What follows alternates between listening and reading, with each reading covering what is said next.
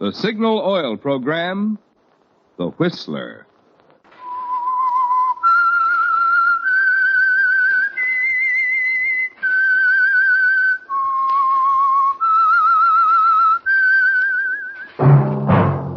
That whistle is your signal for the Signal Oil program, The Whistler.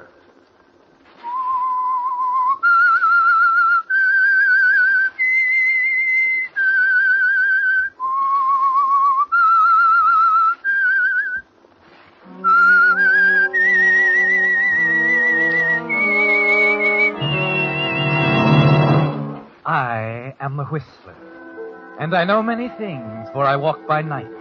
I know many strange tales hidden in the hearts of men and women who have stepped into the shadows. Yes, I know the nameless terrors of which they dare not speak. Yes, friends, it's time for the Signal Oil program, The Whistler, rated tops in popularity for a longer period of time than any other West Coast program in radio history. And Signal gasoline is tops, too. Tops in quality. It takes extra quality, you know, to give you extra mileage. And Signal is the famous Go Farther gasoline. So look for the Signal circle sign in yellow and black that identifies friendly dealer-owned Signal stations from Canada to Mexico. And now the Whistler's strange story. Bird of Prey.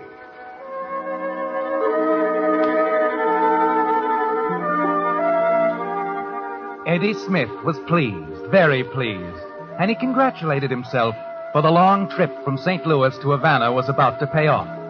It had been quite a task tracking down the elusive, mysterious J.C. Raven, the big question mark of the literary world. Author of a half a dozen bestsellers, the man's true identity had remained a secret over a period of years. A secret that was shared by two men, Raven and his literary agent, Barclay Wells, who was as mysterious as his famous client.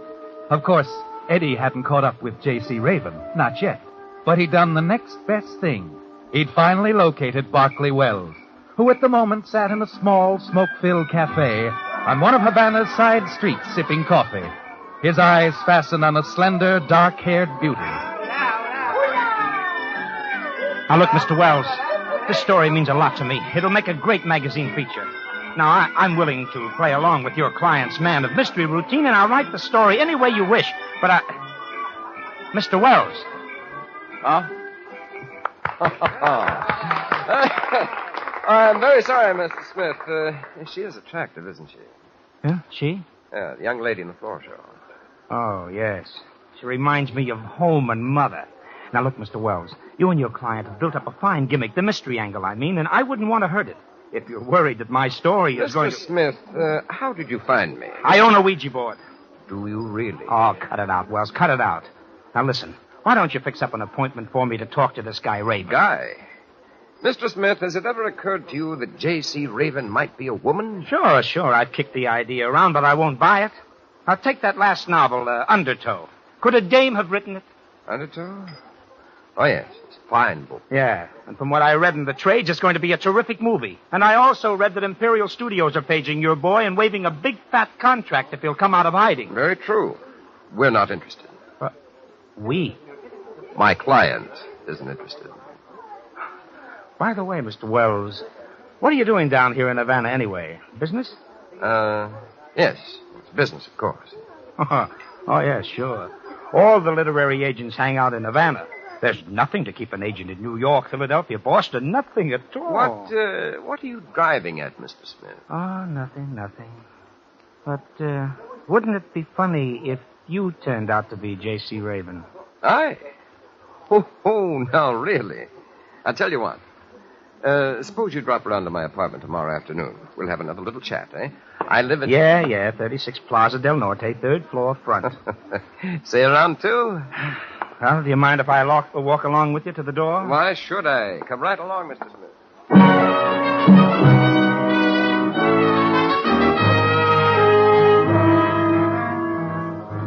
And so you accompany Barclay Wells out of the cafe and into the dark, almost deserted street. At the corner, a man is standing under a streetlight, idly puffing away at a cigarette. But you hardly notice him as you say goodnight to Wells and start away in the opposite direction. Then you hear it, a shout. You break into a run. As you move back past the cafe and round the corner, you see two men struggling in the street. One of them is Wells. Suddenly he falls to the pavement. As the other man wheels around and rushes you, you block the knife. No, you don't. He crumples. Senor, what has happened? I hear the noise. Hold up, I think. This is the guy. I knocked him cold. Here, help me with my friend, will you, please? Si, senor, si. Easy now, easy. Wells. Senor, he's hurt bad. Say, is there a phone around here? Si, in the shop. There Well, get a doctor, will you, please? And the police. Si, senor, I will do this. Wait a minute. What, senor? Never mind the doctor. Wells is dead. Just call the police for this guy that killed him.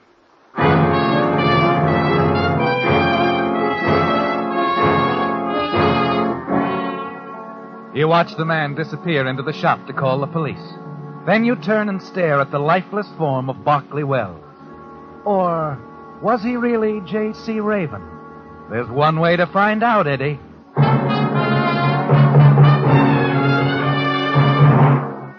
You stand in the shadows and watch the police pick up the killer. Then you slip away. A quarter of an hour later, you arrive at 36 Plaza del Norte and slip into the apartment, third floor front. The first thing you find is a letter, an offer from Marcus Rosamond of Imperial Pictures addressed to J.C. Raven. Then you find it under some penciled notes in a desk drawer. A synopsis, a complete story plot, Eddie, for a brand new J.C. Raven novel. It's all here, Eddie, waiting for someone to write it. And then an idea hits you, the best idea you've ever had in your life.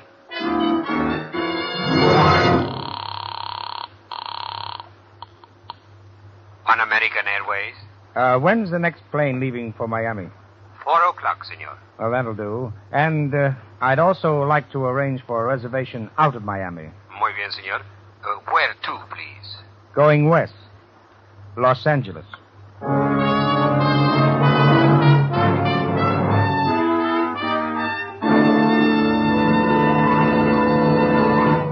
With the prologue of Bird of Prey, the Signal Oil Company is bringing you another strange story by The Whistler. But first, friends, a message especially for you drivers who have new cars or expect to be getting one. Just any motor oil won't do, you know, for today's high-efficiency motors. No, sir. They need special protection if they're to give you the long, trouble-free service you have a right to expect. That's why Signal Oil Company brought out Signal Premium Compounded Motor Oil, especially created to give modern motors this extra protection, and manufactured under strict laboratory control to ensure a uniform product. The result? Tests prove that this new type Signal Oil actually keeps motors cleaner and reduces wear, assuring you thousands of miles of trouble-free driving pleasure. So if you want to keep the performance of your car young, make your next oil change a change for the better. Switch to the new type Signal Oil. That's your guarantee of a sweeter running motor. Signal Premium Compounded Motor Oil. And now back to the Whistler.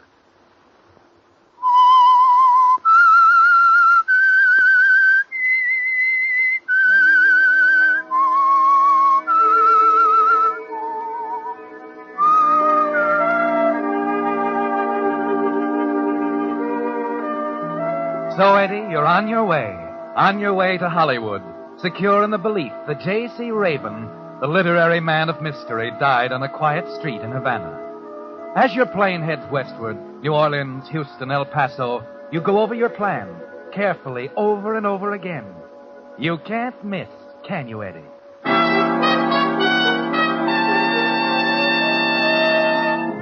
It's late Thursday afternoon when you arrive in Hollywood and check in at a fashionable hotel.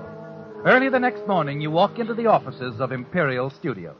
Good morning, sir. May I help you? Yes, Edgar Smith to see Mr. Rosamond. Do you have an appointment? Appointment? Honey, I don't need it. I'm sorry, sir. But My dear girl, apparently you don't read the papers very much, do you? the papers? There was a small box item on the front page of this morning's Hollywood Reporter. What was it about? Why, wait a minute. Then you're... I'm Edgar Smith, and I want to see Mr. Rosamond. Now, if I may trouble you for an envelope, I'll just jot down a little note on this letter.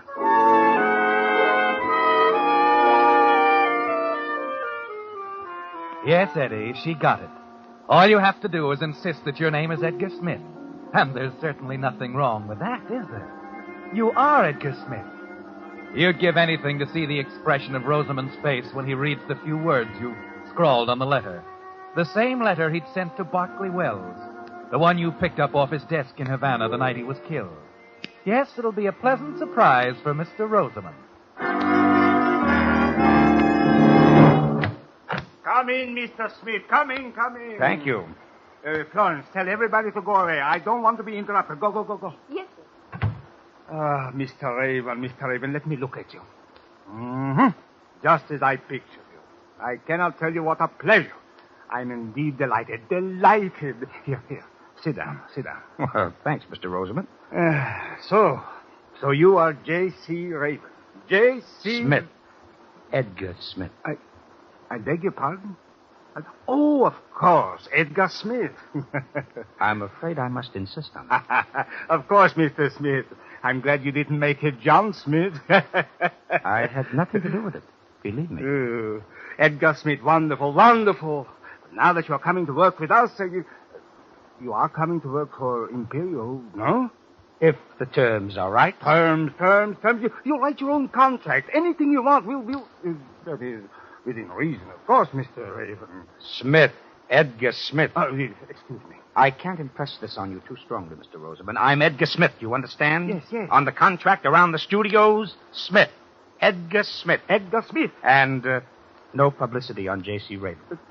No publicity? No publicity. But, my boy, such an opportunity we cannot afford to miss. Why, So long, Mr. Rosamond. No, wait, my boy, wait, please. Look, think of what the publicity So will long, mean. Mr. Rosamond. All right. No publicity. No publicity. Fine. And now, shall we discuss money, Mr. Rosamond?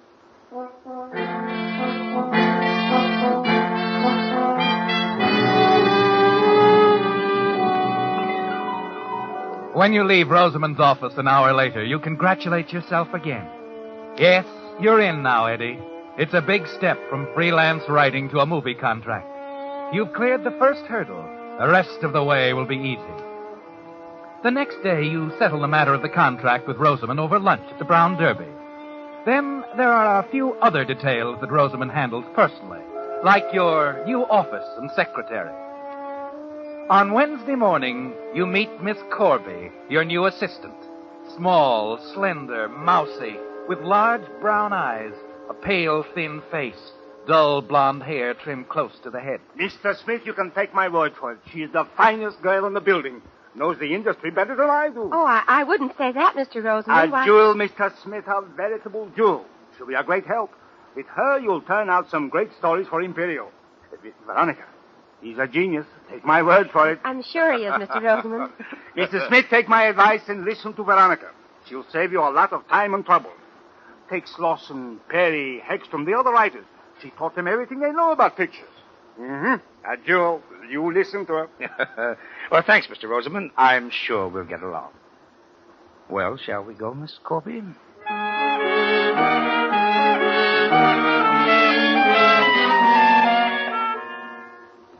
And this is your office, Mr. Smith. How do you like it? Oh, it'll do. But where's the trout stream? Oh, well, whenever you're ready, I'll be glad to take you around the studios. You'll want to meet a few of the... Time enough for that, Miss Corby. Right now, I'm more interested in getting to work. I have an idea for a story I want to get down on paper as soon as possible. Well, yes, but Now, you just park yourself out there in your little office like a good little girl and see that I'm not disturbed. Oh, very well, Mr. Smith.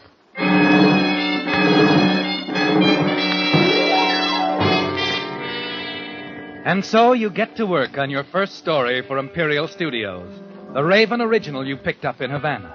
You can't take any chances, can you, Eddie? The first story has to knock 'em cold. So in the days, the weeks that follow, you write and rewrite, while Miss Corby, with that hurt expression in her eyes, sits quietly in her office just outside your door. Only once do you change the Raven storyline, and that's to alter the ending. You like yours better than Raven's. Yes, it sounds much better your way.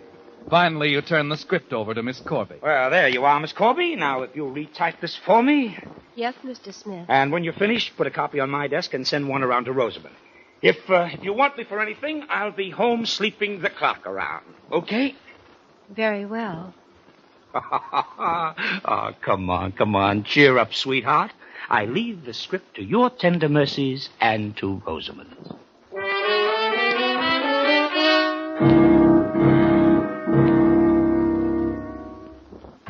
Oh, Mr. Rosamond, come in. I was just about to run up to your office to... Mr. Smith, it's wonderful. I've just finished reading The House in the Swamp. Wonderful. The same ingenious touch, the same masterful approach of Undertow.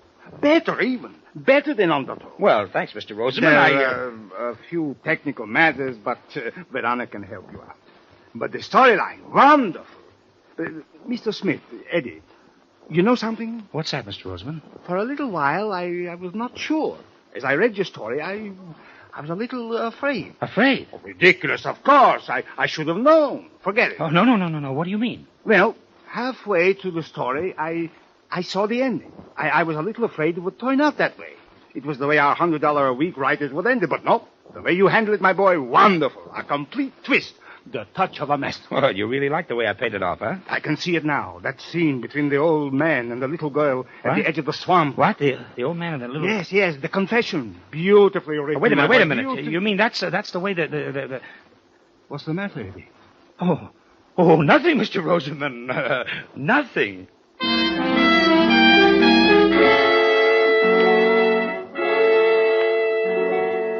Rosamond continues to rave about the story. But you're not listening, are you, Eddie?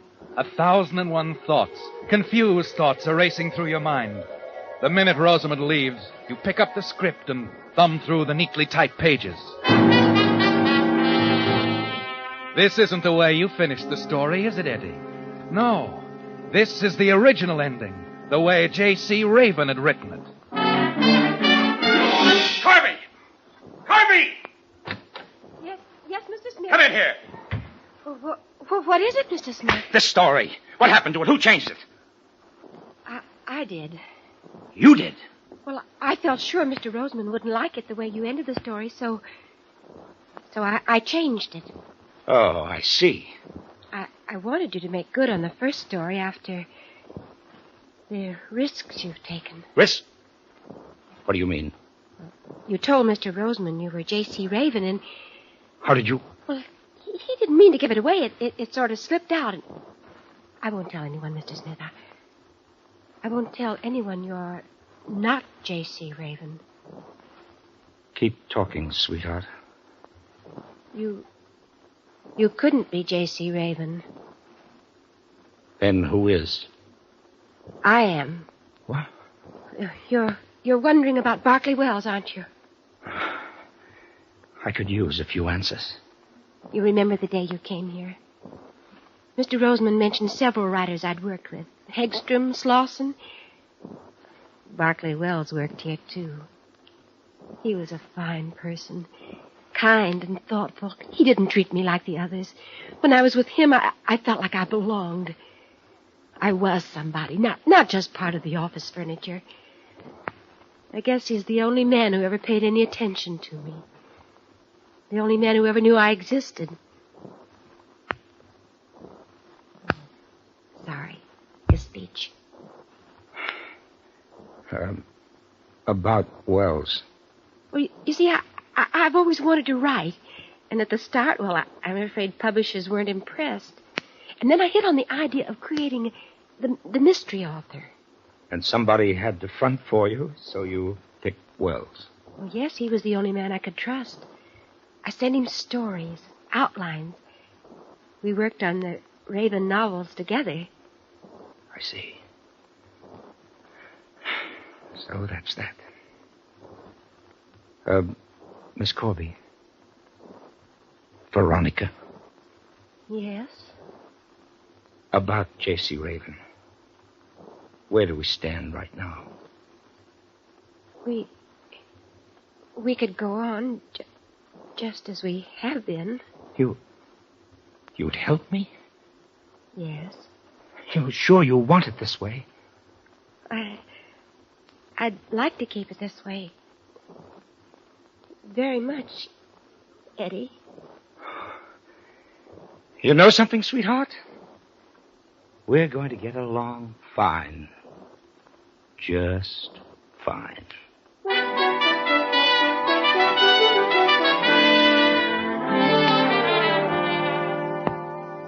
In the weeks that follow, you spend quite a bit of time with Veronica, outside of office hours. Concerts, the supper clubs, weekends at Palm Springs, the races. It's the smart thing to do, isn't it, Eddie? Yes, you've got to put up with her if you're to continue as J.C. Raven. You can stand dull little Veronica for 2 years or so, and then you'll have enough money set aside to quit. Quit Imperial Studios and walk out on Veronica Corby.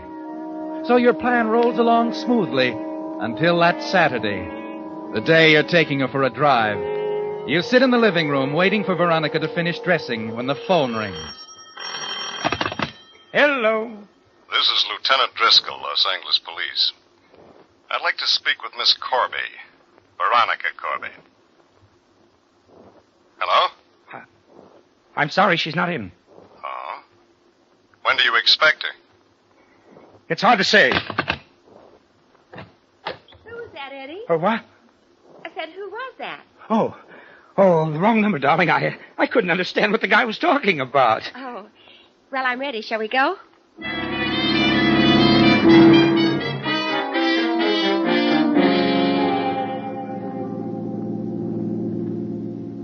Eddie. Yeah? I've been wondering. Maybe I shouldn't bring it up now, but What's on your mind? what really happened in Havana the night Barclay Wells was killed? Why do you ask that? Well, I just wanted to know. The papers didn't have much information to The give. papers? I didn't see anything about it in the papers. Oh, it was there. The Havana police arrested a man named Emilio Vasquez, but he denies doing the killing. Well, he would, wouldn't he? Oh, I suppose, but a native who lived in the neighborhood said there was someone else at the scene of the crime. They seem to think this unidentified man may have done the killing. They do? And what do you think, Veronica? Me? Oh, I haven't the slightest idea.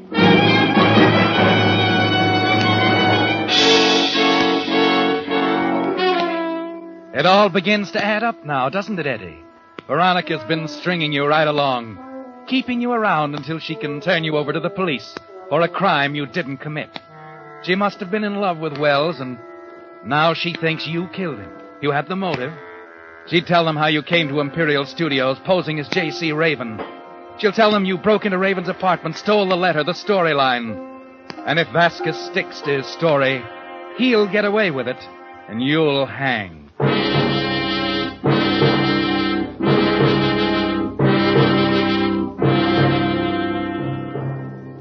There isn't any doubt in your mind what Veronica's little game is. And the clincher comes that afternoon as you start to leave your office. You hear Veronica talking to someone on the phone. Yes, Lieutenant. Barclay Wells was a close friend of mine. Yes? Well, I'm not sure. That's why I... Yes. Yes, all right. I'll be there first thing in the morning. I'll tell you everything then. Oh, yes, Eddie? Veronica, darling, let's quit for the day, huh? Oh, well, I still have some typing to do. Oh, let it go.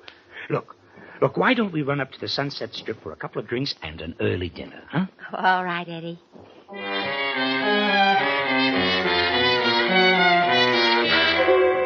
It's shortly after 7:30 that evening when you drop Veronica off in front of her apartment.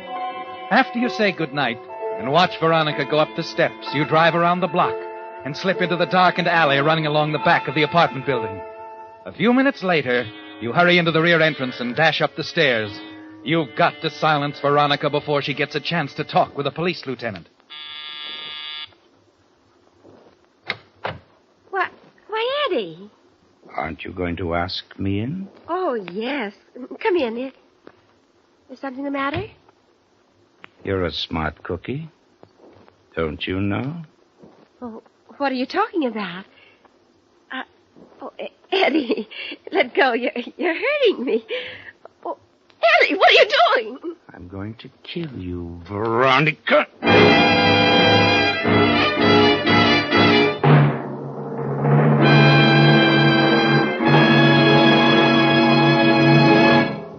The Whistler will return in just a moment with a strange ending to tonight's story. Meantime, let me give you a clue toward solving another mystery. How to make today's shrinking dollars buy more value. When it comes to your gasoline dollars, if you want to be sure you're choosing the gasoline that gives you the very maximum in performance and mileage, there are just two things to remember. One, in gasoline, it takes extra quality to go farther. And two, Signal is the famous Go Farther gasoline. Yes, it's a fact. Your best yardstick of gasoline quality is mileage, the thing Signal gasoline is famous for. After all, in order for a gasoline to give you more miles per gallon, it has to help your motor run more efficiently. And when your motor runs efficiently, naturally you enjoy quicker starting, faster pickup, smoother knock-free power. In other words, the superior performance you expect of a superior quality gasoline. That's why we say, to be sure of the tops in gasoline quality, there are just two things to remember. One, in gasoline, it takes extra quality to go farther. And two, Signal is the famous Go Farther gasoline. And now, back to the Whistler. It's all over very quickly, isn't it, Eddie? Too bad Veronica won't be able to keep her appointment with the police lieutenant in the morning. No, she's dead. You glance at your watch, 7:45, then you start for the door. Miss Corby? Miss Corby? It's Mrs. Ellison, the house manager. You can get rid of her easily enough, can't you, Eddie? Quickly you drag Veronica's body behind the Davenport, then you open the door. Yes, it's Mrs. Ellison, all right. Oh, Mr. Smith. Is Miss Corby in? These officers want to see her. Mr. Smith? No. That is, she's not feeling very well. That's so? It's too bad. My name's Driscoll, L.A. Police. I talked to her on the phone this afternoon. It was routine business then. It isn't anymore. But you can't see her now. I told you... It's important, friend. 2 hours ago, we received a wire from the Havana police about the murder of Barclay Wells. Seems he wrote novels under the name of J.C. Raven. Well, look, It also seems he had an assistant. The assistant got a little greedy and decided to take over in place of Raven. What? This morning in Havana, a killer named Emilio Vasquez confessed to the murder of Wells, or Raven, or whatever you want to call him. Confessed he was hired to bump off Raven for $5,000. Says he was paid off by the dame that lives here, Veronica Corby.